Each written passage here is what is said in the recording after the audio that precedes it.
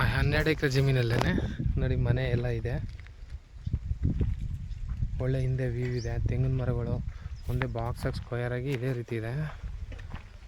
12 ಎಕರೆ ಜಮೀನು. ತಾರು ರೋಡಿಂದನಿದೆ. ಅಲ್ಲಿ ವೀಡಿಯೋ ಮಾಡಿದ್ದೀನಿ, 2ನೇ ವೀಡಿಯೋ ಇದು. ಮನೆ ಹತ್ರ ಮಾವು ಗೀವು ಹಿಂಗು ತುಂಬ ಚೆನ್ನಾಗಿದೆ. ಬೇವಿನ ಮರ ಹಿಂಗೇನೆ. ಲೊಕೇಶನ್ ನೋಡಿ, ಹಿಂದೆ ವ್ಯೂ. 3 ಬೋರು, ಒಂದು ಓಪನ್ ಬಾವಿ ಇದೆ.